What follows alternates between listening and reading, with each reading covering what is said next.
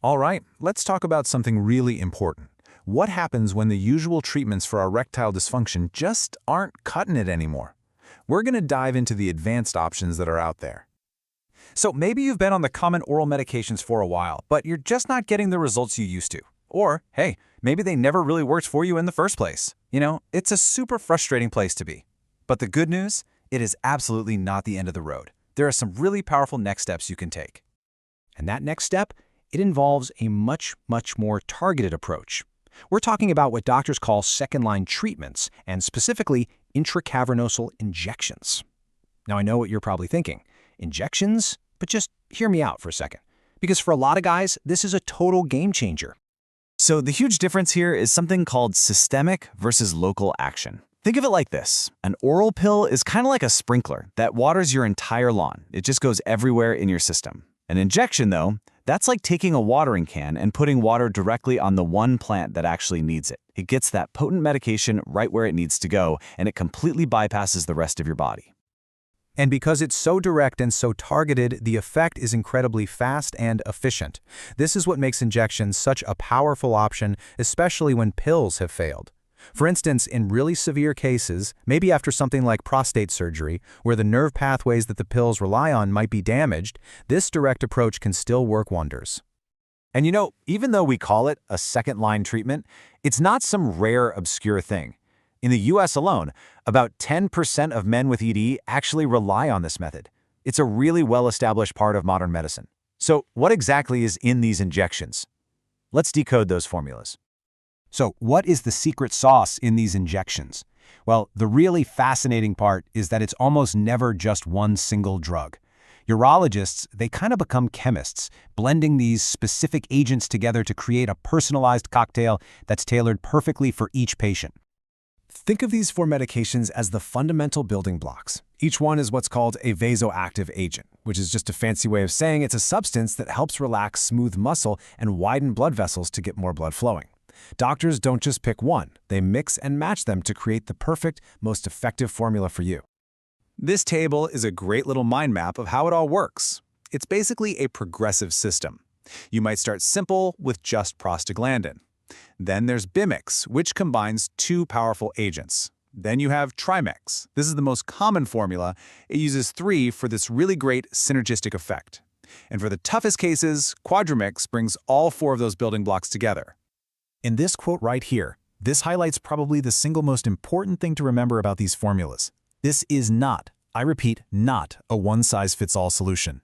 A doctor has to carefully figure out the exact combination, the exact concentration, and the right dose just for you.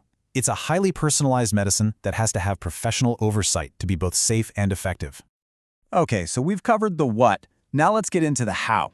Because understanding the right way to apply these and following the safety rules, well, it's absolutely critical for success. The process itself is actually way more straightforward than you might think. It really boils down to 3 simple steps. You prepare, you apply, and you confirm.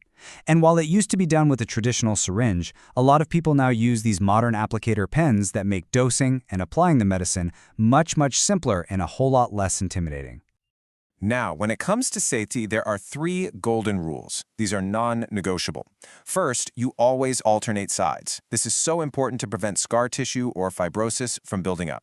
Second, you have to limit use to no more than 3 times a week. This gives the tissue time to recover. And third, always apply the medication when you're fully flaccid to make sure it works properly. Okay, we have to talk about the main risk here, and that is priapism. This is an erection that is painful or lasts for more than 4 hours. And let me be really clear about this. This is a serious medical emergency. It requires immediate attention to prevent any kind of permanent damage. This is exactly why it's so critical to work with your doctor. They will find the perfect dose to prevent this, and they might even give you a prescription for a reversal agent to have on hand, just in case. All right, let's switch gears for a minute and tackle a concern that comes up with all ED medications: dependency. Is it possible to get addicted or become unable to function without them? This is a really important myth we need to unpack. First, we've got to separate 2 very different ideas. You have chemical dependency, which is where your body physically needs a substance. And then you have psychological dependency, which is all about your mindset. It's about performance anxiety. So let's just be crystal clear on this one. There is 0 scientific evidence that medications like tadalafil or the injectable formulas we've been talking about cause any kind of chemical dependency. They just don't work that way. They don't mess with your brain's reward centers like dopamine. It's a total myth. So what about this? What if you find you need a higher dose over time? Is that addiction? Is it tolerance? No. Almost always, that's just a sign that the underlying health issues that are causing the ED in the first place, things like cardiovascular problems or diabetes, are getting a little worse. The problem is progressing, so the treatment needs to be adjusted.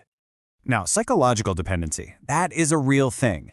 This is when your brain, not your body, starts to believe you absolutely cannot perform without the medication. And while this can happen to anyone who struggles with performance anxiety, it's especially a risk for people who use these drugs recreationally, without a real medical need. So the real key here, the most crucial point, is that effective, long-term management of ED is about so much more than just the medication. It's about truly mastering the treatment by taking a whole-person approach. This slide is basically your roadmap for success. It's all about using the medication responsibly, exactly as your doctor prescribes. It means never, ever using it just for fun. And most importantly, it's about working with your doctor to treat the root causes of the problem while also tackling the psychological side of things like anxiety and confidence. And at the end of the day, it's so important to remember that these medications are treatments. They're not cures. They are powerful, amazing tools to help you manage a symptom, but the real journey is in addressing the underlying health issues that are causing that symptom to begin with. Which kind of leaves us with one last question to think about. Is true sexual health really about finding the right pill, or is it about fostering the right mindset? The real answer is probably a little bit of both. Thanks for tuning in.